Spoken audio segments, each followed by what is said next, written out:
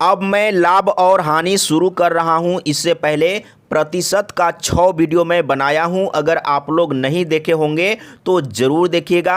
अब मैं लाभ और हानि आप लोगों को पढ़ाऊंगा सभी एग्जाम के लिए, और ट्रिक और कॉन्सेप्ट दोनों बताऊंगा। चलिए शुरू करते हैं। सबसे पहले प्रश्न को समझिए। 1 नंबर प्रश्न, एक दुकानदार त्रुटिपूर्ण तराजू का प्रयोग करके सामान खरीदने में 10% का धोखा करता है तथा सामान बेचने में 10% का धोखा करता है, तो उसका लाभ प्रतिशत है कितना लाभ हुआ। सबसे पहले प्रश्न को समझिए किस तरह का प्रश्न है। मान के चलते हैं एक छोटा दुकानदार बड़ा दुकानदार के पास जाता है सामान खरीदने के लिए, तो बड़ा दुकानदार बोल देता है कि आप अपने से तौल कर ले लीजिए। तो जो खरीदने के लिए छोटा दुकानदार गया है वो धोखा करके 10% अधिक ले लेता है, ठीक है। इसके बाद जब बेचने का बारी आता है तो बेचने के समय में भी 10% का धोखा करता है, यानी कि बेचने के समय ग्राहक को 10% कम देता है। इस तरह का प्रश्न है। सबसे पहले प्रश्न को समझिएगा। मैं एक बार फिर से रिपीट करूंगा।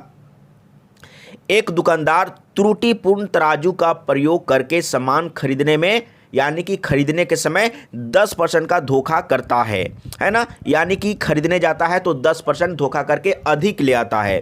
इसके बाद तथा सामान बेचने में 10% का धोखा करता है। सामान बेचने के समय यानी कि डंडी मार लेता है, 10% कम देता है, ठीक है। तो खरीदने के समय 10% का धोखा करता है और बेचने के समय भी 10% का धोखा करता है। इसका मतलब दोनों बार, खरीदने के समय और बेचने के समय दोनों बार फायदा कमाया है, लाभ कमाया है, क्योंकि धोखा कर रहा है अपने फायदे के लिए। तब एक फॉर्मूला आपको याद रखना है, x plus y plus x गुने वाई बटे 100, ये आपको करना है। और इस फॉर्मूला को और कहाँ कहाँ यूज करते हैं मैं प्रतिशत में आप लोगों को बता चुका हूं। अगर प्रतिशत का वीडियो नहीं देखे होंगे तो देखिएगा, इस फॉर्मूला को काफ़ी प्रश्न में यूज किया जाता है, ठीक है। तो अब यहाँ पर समझिए, खरीदने के समय 10% का धोखा किया है तो आप 10 रख दीजिए, प्लस बेचने के समय 10% का धोखा किया है तो आप 10 रख दीजिए, प्लस दोनों को गुना करिए, 10 गुने 10 बटे में 100। मैं यहाँ पर फिर से एक बार लिख लेता हूँ, स्पष्ट नहीं है इसीलिए, 10 गुने 10 और बटे में 100, ठीक है। अब यहाँ पर आप क्या करेंगे, ये दोनों को जोड़ेंगे तो कितना हो जाएगा, 20 हो जाएगा ना। मैंने 20 लिख लिया। आप इसको काट लीजिए या गुना कर लीजिए, कितना हो जाएगा, 10 गुने 10 यानी कि 100 हो जाएगा। 100 बटे 100 है ना, 100 बटे 100, यहाँ पर 20 है और प्लस ये कट जाएगा, 100 कट जाएगा तो 1 बचेगा ना, यानी कि आ रहा है 20 प्लस 1 यानी कि 21% का फायदा हो गया। देख लीजिए कहाँ पर है, तो ख ऑप्शन सही है। इस तरह का अगर प्रश्न कहीं पर भी आता है तो इसी तरीके से सॉल्व करना है। और भी मेथड है, और भी तरीका है, लेकिन ये जो तरीका है ना बहुत ही आसान है, ठीक है। अब चलते हैं अगला प्रश्न, दूसरा नंबर। सबसे पहले प्रश्न को समझिए, आंसर भी यहाँ पर लिखा हुआ है, आंसर भी सही है।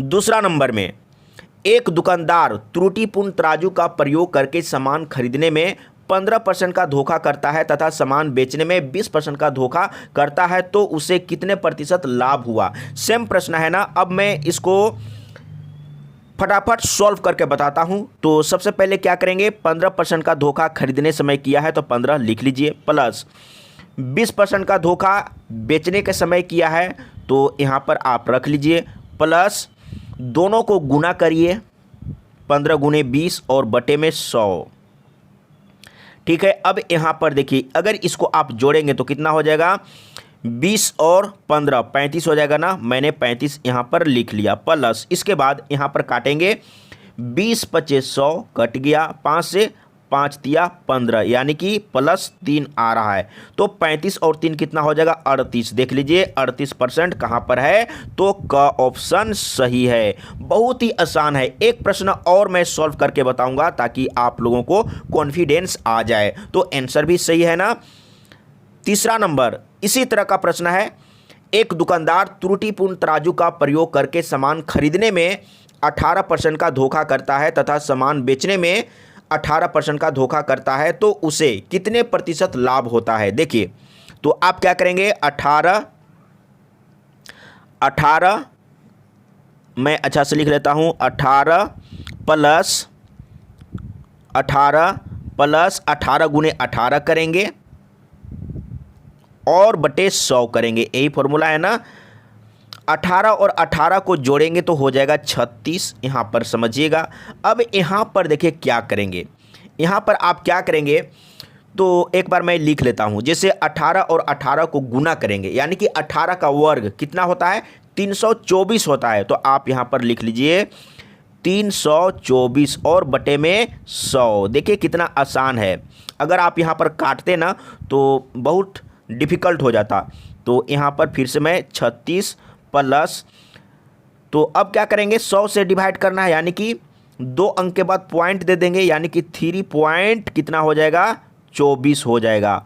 और इसको जोड़ेंगे तो कितना हो जाएगा, 36 और 3 39 और पॉइंट में 24। ठीक है, यही होगा ना। देख लीजिए कहाँ पर है आंसर मिला के, तो आंसर कहाँ पर है, क ऑप्शन सही है। अब चलते हैं अगला प्रश्न, और आगे जो प्रश्न मिलेगा बिल्कुल अलग तरीके का मिलेगा। यहाँ पर समझने का प्रयास करिए और आंसर भी सही है। 4 नंबर में, 4 नंबर में क्या है समझिए पहले प्रश्न को। एक व्यापारी अपने सामान को क्रय मूल्य पर बेचने का दावा करता है, परंतु 1 किलोग्राम के स्थान पर 800 ग्राम बाट का ही प्रयोग करता है, तो उसका लाभ प्रतिशत में बताइए। लाभ प्रतिशत में बताइए। ठीक है, एक दुकानदार यानी कि एक व्यापारी जब सामान को बेचता है ना, तो ग्राहक को बोलता है कि मैं जितना मैं खरीद के लाया हूं उतना ही मैं बेच रहा हूं।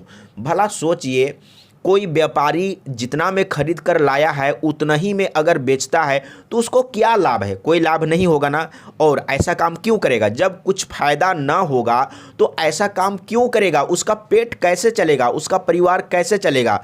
तो कहीं ना कहीं से वो फायदा कमा रहा है। तो फायदा कैसे कमा रहा है, यानी कि जब 1 किलोग्राम वो खरीद के लाता है, जब बेचता है तो 1 किलोग्राम ही कह कर देता है, लेकिन वो कम देता है, यानी कि 1 किलोग्राम के जगह में 800 ग्राम ही देता है, यानी कि 1 केजी के जगह में 800 ग्राम ही देता है। ठीक है, तो यहाँ पर आपको समझना है अच्छा से।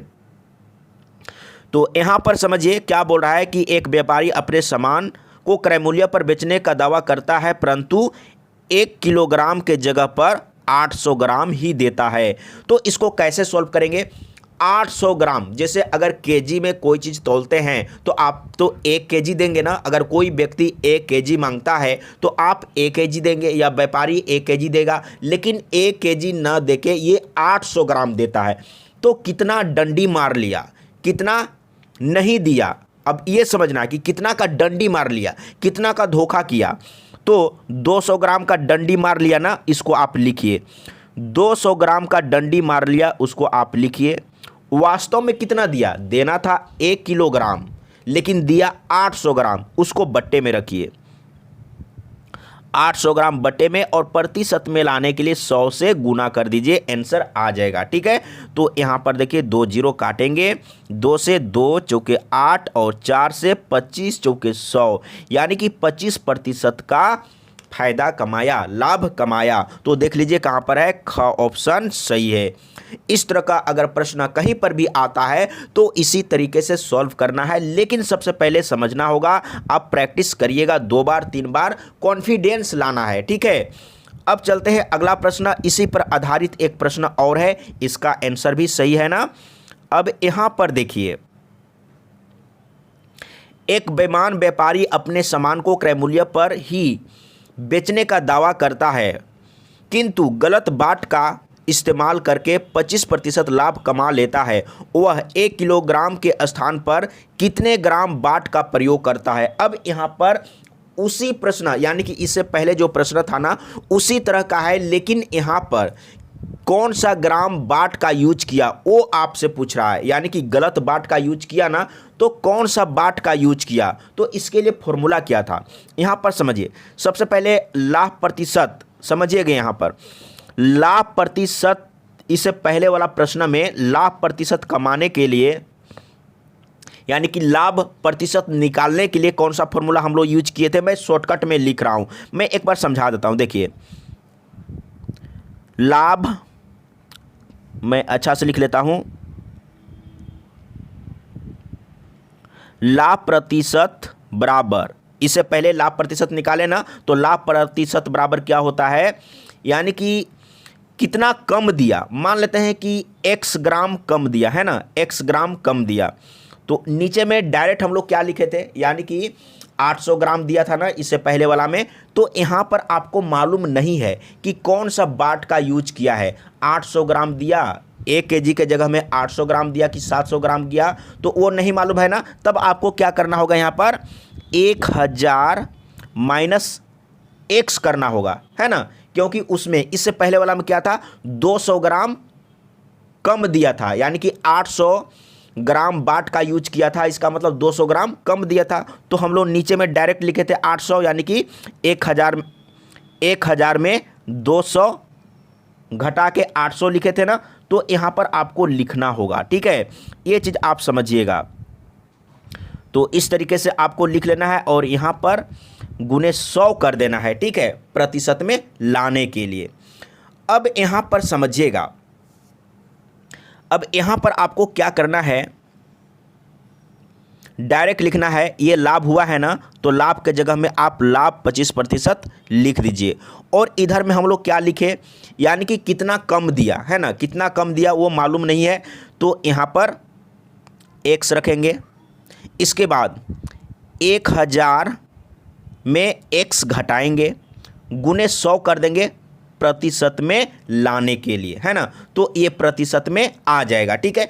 अब यहाँ पर ये 25% था ना, तो ये प्रतिशत और ये प्रतिशत कैंसिल हो जाएगा, यानी कि आपको क्या लिखना है, सिर्फ और सिर्फ, अगर प्रतिशत में लिखेंगे तो आपको लास्ट में प्रतिशत को हटाना होगा। तो इधर भी प्रतिशत था ना, जैसे यहाँ पर 25% है और यहाँ पर 100 से गुना किए तो प्रतिशत में बदल गया, है ना, तो ये दोनों प्रतिशत को आप पहले ही हटा दीजिए अपने माइंड में, ये समझना होगा, ये बारीकी से समझने वाला है, नहीं तो मिस्टेक हो जाएगा। अब यहाँ पर समझिए क्या करेंगे, तो आपको इस तरीके से लिख लेना है, 25 चौके 100 आप काट सकते हैं, इसमें कोई डाउट नहीं है, ठीक है। और इसको आप इस तिरछा तिरछी गुना कर सकते हैं, तो कितना हो जाएगा, 1000 माइनस x हो जाएगा, और ये तो गुना हो जाएगा ना 4x, तो यहाँ पर क्या हो जाएगा 4x, और इसको आप उधर ले जाएंगे तो प्लस में हो जाएगा ना, तो यहाँ पर समझिएगा, इधर में 1000 और इसको उधर ले जाएंगे तो क्या हो जाएगा, प्लस हो जाएगा, और इसके साथ ऐड हो जाएगा तो कितना हो जाएगा, यानी कि 5 हो जाएगा ना, 5x। अब x का वैल्यू निकालने के लिए इसको काट लेते हैं, तो यहीं पर काटेंगे, 5 दूना 10, है ना, और 2 0, यानी कि 200 ग्राम कम दिया। समझिए x बराबर कितना आया, यहाँ पर समझिएगा, मैं फिर से लिख लेता हूँ, x बराबर कितना दिया, यानी कि 200 ग्राम, यानी कि कितना कम दिया वो मालूम है, अभी जो मालूम हुआ है यहाँ पर फिर से मैं लिखता हूँ 200 ग्राम।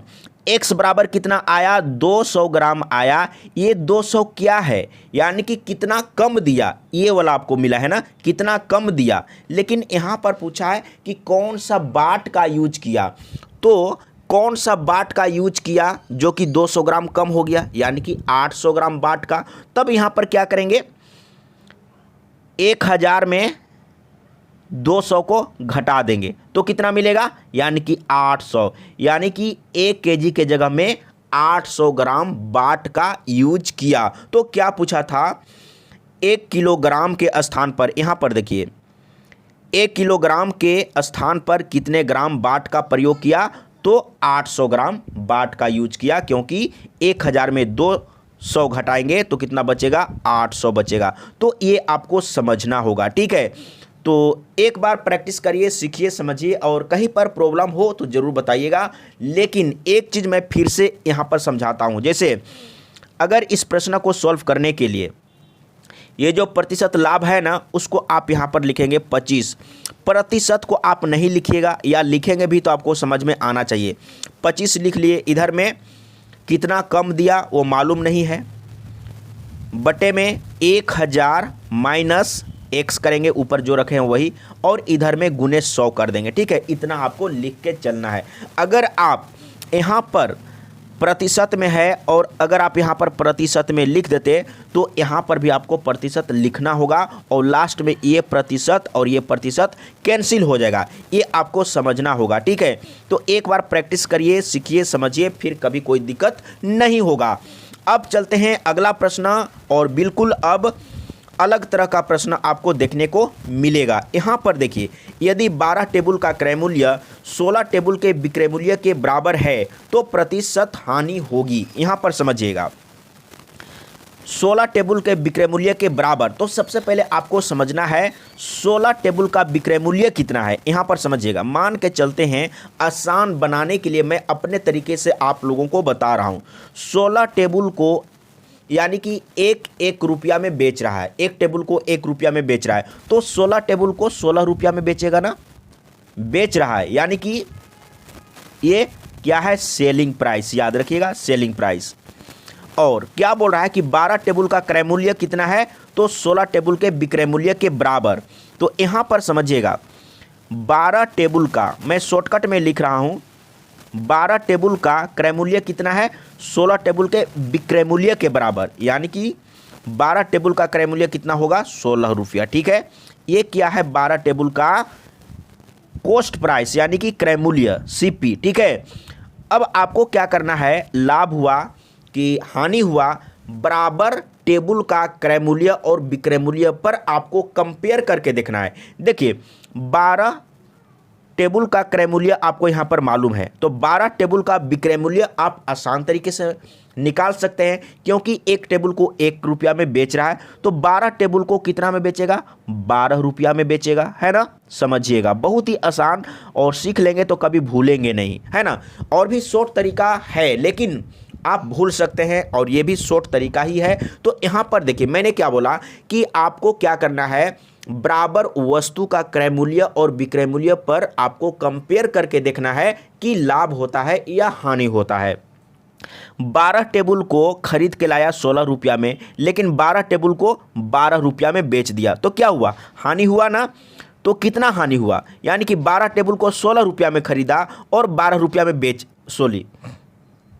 हाँ सही था, 12 टेबल को 16 रुपया में खरीदा लेकिन 12 रुपया में बेच दिया, तो 4 रुपया का हानि हो गया ना। अब यहाँ पर समझिए, तो हानि प्रतिशत निकाल लेते हैं, हानि बटे क्रय मूल्य, हानि बटे क्रय मूल्य, तो हानि बटे क्रय मूल्य, क्रय मूल्य। अब यहाँ पर समझिए, तो क्रय मूल्य किसको लेंगे, अब यहाँ पर आपको समझना है। तो 12 टेबल को कितना में खरीद के लाया, 12 टेबल को 16 रुपया में खरीद के लाया, यानी कि हम लोग यहाँ पर लाभ और हानि जो ले रहे हैं, बराबर टेबल का क्रय मूल्य और विक्रय, बराबर टेबल का क्रय मूल्य और विक्रय मूल्य पर कंपेयर करके ले रहे हैं लाभ या हानि। तो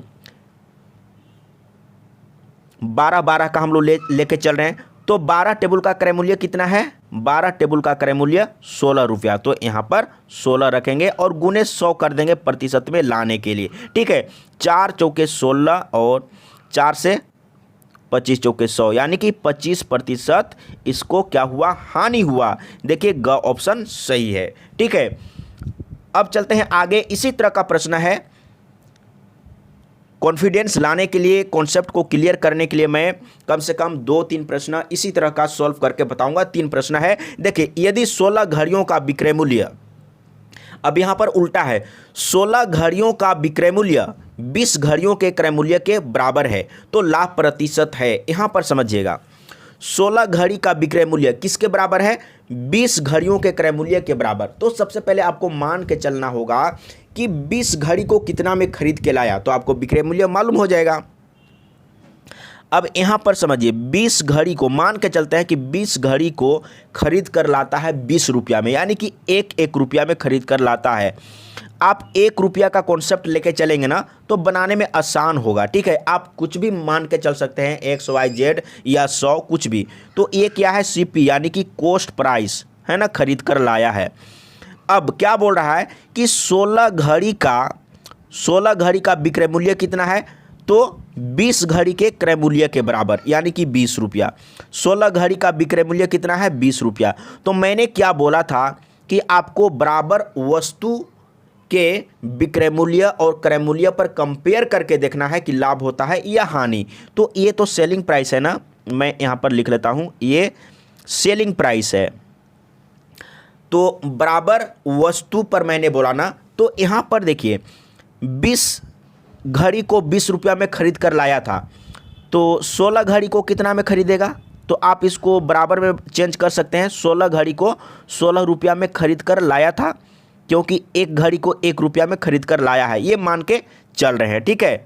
तब यहाँ पर आपको क्या करना है? बराबर घड़ी का क्रय मूल्य और विक्रय मूल्य पर कंपेयर करना है। देखिए 16 घड़ी को 16 रुपया में खरीद के लाया, 16 घड़ी को 20 रुपया में बेच दिया, है ना, तब क्या हुआ? यहाँ पर लाभ हुआ ना, क्लियर है। यहाँ पर फिर से समझिए, 16 घड़ी को, यहाँ पर देखिए 16 घड़ी को 16 रुपया में खरीद के लाया, लेकिन 16 घड़ी को 20 रुपया में बेच रहा है, तो 4 रुपया का फायदा हुआ ना। तो लाभ कितना हुआ? 4 रुपया। तो लाभ बटे क्रय मूल्य, तो क्रय मूल्य किसको लेंगे? यानी कि बराबर घड़ी का क्रय मूल्य और विक्रय मूल्य पर कंपेयर करके हम लोग यहाँ पर लाभ लिए हैं। तो बराबर घड़ी यानी कि 16 घड़ी का क्रय मूल्य आप नीचे रखेंगे, तो यहाँ पर रखेंगे 16 और गुने 100 कर देंगे प्रतिशत में लाने के लिए। देखिए 4 चौके 16 और 4 से 25 चौके 100, यानी कि 25% इसको लाभ हो गया। कहाँ पर है? घ ऑप्शन सही है। अब चलते हैं आगे। देखिए इसी तरह का प्रश्न है, लेकिन थोड़ा थोड़ा अंतर होगा, इसीलिए वीडियो को पूरा देखिए।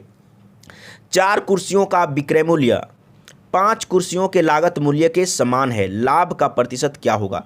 तो सबसे पहले तो मान के चलना होगा कि हम क्रय मूल्य मान के चलें कि विक्रय मूल्य मान के चलें। तो क्या बोला है? देखिए 4 कुर्सी का विक्रय मूल्य कितना है? 5 कुर्सी के लागत मूल्य के बराबर। तो लागत मूल्य सबसे पहले मालूम करिए, तो विक्रय मूल्य मालूम हो जाएगा। यहाँ पर समझिए 5 कुर्सी का लागत मूल्य, यानी कि मान के चलते हैं कि 5 कुर्सी खरीद कर लाया, तो 1-1 रुपया में खरीद के लाया, यानी कि 5 रुपया में खरीद कर लाया, ठीक है ना। ये क्या है? कॉस्ट प्राइस, खरीद कर लाया, ठीक है। तो अब यहाँ पर बोला है कि 4 कुर्सी को बेच रहा है, तो 4 कुर्सी को कितना में बेच रहा है?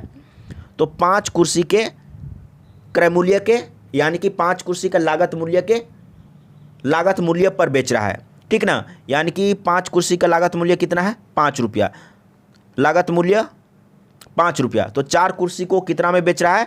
5 कुर्सी के लागत मूल्य के समान, है ना। तो यहाँ पर 5 रुपया हो जाएगा, ठीक है। ये क्या है? Selling price. तो मैंने क्या बोला था कि आपको बराबर कुर्सी का, यानी कि बराबर वस्तु का क्रय मूल्य और विक्रय मूल्य पर कंपेयर करके लाभ और हानि पता करना है। तब यहाँ पर देखिए 5 कुर्सी को 5 रुपया में खरीद के लाया, 1-1 रुपया में खरीद कर लाया, तब आप यहाँ पर चेंज कर सकते हैं। यानी कि 4 कुर्सी को आप इसको नहीं चेंज कर पाएंगे, है ना, तो जो आसान है उसको चेंज करिए। यानी कि 4 कुर्सी को 4 रुपया में खरीद कर लाया, क्योंकि 1-1 रुपया में खरीद कर ला रहा है ना, तो आसानी से चेंज हो गया ना। यही काम आपको करना है, ठीक है। ये क्या है? सीपी है। तो अब कंपेयर करना है आपको। 4 कुर्सी का क्रय मूल्य मालूम है, 4 कुर्सी का विक्रय मूल्य मालूम है, तो कंपेयर करके देखिए कि लाभ हुआ कि हानि हुआ। 4 कुर्सी को 4 रुपया में खरीद के लाया, 4 कुर्सी को 5 रुपया में बेच रहा है, तो 1 रुपया का फायदा हुआ ना। तो 1 रुपया का लाभ हुआ, तो 1 बटे क्रय मूल्य, तो क्रय मूल्य कहाँ पर है? 4 रुपया, है ना। तो 4 रखेंगे और गुने में 100 करेंगे। देखिए काट दीजिए, तो 25 चौके 100, ठीक ना। 25% इसको लाभ हुआ है। देखिए कहाँ पर है? तो ख ऑप्शन सही है। अब चलते हैं अगला प्रश्न, और इसमें बिल्कुल अलग प्रश्न होगा, यहाँ पर समझने की ज़रूरत है। 45 कलमों को बेचने पर 5 कलमों के विक्रय मूल्य के बराबर हानि होती है, उसका हानि प्रतिशत क्या है? यानी कि 45 कलमों को बेचने पर 5 कलमों के विक्रय मूल्य के बराबर हानि हो जाती है, तो हानि प्रतिशत क्या है? अब यहाँ पर समझिए 45 कलम, समझिएगा 45 कलम को बेच रहा है, तो कितना में बेच रहा है? आसान बनाने के लिए आपको क्या करना है? मान के चलना है कि 45 कलम को यानी कि 1-1 रुपया में बेच रहा है तो 45 कलम को 45 रुपया में बेचेगा, है ना। मैं इसको थोड़ा सा छोटा कर लेता हूँ। 45 कलम को 45 रुपया में बेच दिया, है ना। मैं यहाँ पर माइनस नहीं दिया हूँ, देखिए यहाँ पर मैं थोड़ा बड़ा कर देता हूँ। 45 कलम को 45 रुपया में बेच रहा है, 45 रुपया में बेच रहा है, यानी कि 1 कलम को 1 रुपया में बेच रहा है। तो इस तरह का प्रश्न को सॉल्व करने के लिए 1 रुपया मान के चलेंगे तो आसान होगा। ये क्या है? सेलिंग प्राइस, है ना, ये सेलिंग प्राइस। तो 1 कलम को 1 रुपया में बेच रहा है तो 5 कलम को 5 रुपया में बेचेगा ना, 5 रुपया में बेचेगा, 5 कलम को 5 रुपया में बेचेगा, ठीक है। तो क्या बोला है? 5 कलमों के विक्रय मूल्य के बराबर हानि होती है। तो 5 कलम का विक्रय मूल्य कितना है? 5 रुपया है, यानी कि 5 रुपया ही हानि हुआ है ना, ये समझिएगा। 45 कलम का विक्रय मूल्य 45 रुपया, ठीक है। तो 5 कलम का 5 रुपया, यानी कि 5 कलम जितना में बेचा है, यानी कि 5 कलम का जो विक्रय मूल्य है उतना ही हानि हुआ है, यानी कि 5 कलम का विक्रय मूल्य 5 रुपया है, यानी कि 5 रुपया हानि हो गया। तो हानि प्रतिशत निकालना है तो ऊपर में आप हानि रखेंगे, बटे में क्रय मूल्य। अब यहाँ पर देखिए समझिएगा, हानि हुआ है इसका मतलब कम में बेच रहा है, यानी कि 45 रुपया में बेचा है ना, 45 रुपया में बेचा है, यानी कि कम में बेचा है। 5 रुपया हानि हुआ, इसका मतलब 5 रुपया कम में बेचा है। तो खरीद के कितना में लाया था? यानी कि 50 रुपया में खरीद के लाया था। या आप क्रय मूल्य निकालने के लिए आप कर सकते हैं सेलिंग प्राइस प्लस हानि, है ना, सेलिंग प्राइस प्लस हानि। सॉरी, मैं यहाँ पर मिटा दिया, मैं फिर से एक बार लिख लेता हूँ, मिट गया ना। तो यहाँ पर हम लोगों को क्लियर था कि 45 कलम को 45 रुपया में बेच दिया, तो 5 कलम को 5 रुपया में बेचा है। तो 5 कलम का जो विक्रय मूल्य है वही हानि है। तो हानि प्रतिशत निकालना है तो हानि बटे क्रय मूल्य। तो यहाँ पर तो विक्रय मूल्य मालूम है, 45 कलम का विक्रय मूल्य मालूम है, यानी कि हानि हुआ है, इसका मतलब कम में बेचा है। खरीद कर कितना में लाया था? यानी कि 50 रुपया में। ये आपको मुँह जबानी करना होगा, क्योंकि 45 रुपया में बेचा है और 5 रुपया हानि हुआ, यानी कि 50 रुपया में खरीद के लाया था। गुने 100 कर दीजिए प्रतिशत में लाने के लिए। तो देखिए 50 दूना 100 और 5 गुने 2 यानी कि 10% का क्या हुआ? हानि हुआ। देखिए कहाँ पर है, तो ख ऑप्शन सही है। अब चलते हैं अगला प्रश्न, और इसी तरह का होगा, और ये लास्ट प्रश्न है, टोटल 10 प्रश्न ही था। इस पर देखिए 56 वस्तुओं को बेचने पर 14 वस्तुओं के विक्रय मूल्य के बराबर लाभ होता है। तो लाभ प्रतिशत क्या है? यानी कि अब आपको क्या करना है, 56 वस्तु है ना, तो आप यहाँ पर समझिए, शॉर्टकट आप क्या करेंगे, 56 वस्तु को, यानी कि 1-1 रुपया में बेच रहा है, 56 वस्तु को 56 रुपया में बेच दिया। लेकिन बोल रहा है कि 14 वस्तु के विक्रय मूल्य के बराबर लाभ होता है। तो एक वस्तु को 1 रुपया में बेच रहा है तो 14 वस्तु को 14 रुपया में बेचेगा, है ना। तो 14 वस्तु को 14 रुपया में बेच रहा है, यानी कि 14 वस्तु का जो विक्रय मूल्य है उतना ही लाभ हुआ है। तो 14 वस्तु का विक्रय मूल्य ये है ना, तो 14 रुपया लाभ हुआ है। तो आप लाभ प्रतिशत निकालेंगे, लाभ बटे क्रय मूल्य। अब यहाँ पर लाभ हुआ है तो बटे में क्रय मूल्य रखेंगे। लाभ हुआ है इसका मतलब ज़्यादा में बेचा है, यानी कि 56 रुपया में बेचा है, ज़्यादा में बेचा है। तो कितना ज़्यादा में बेचा? 14 रुपया ज़्यादा में बेचा, तभी तो 14 रुपया लाभ हुआ।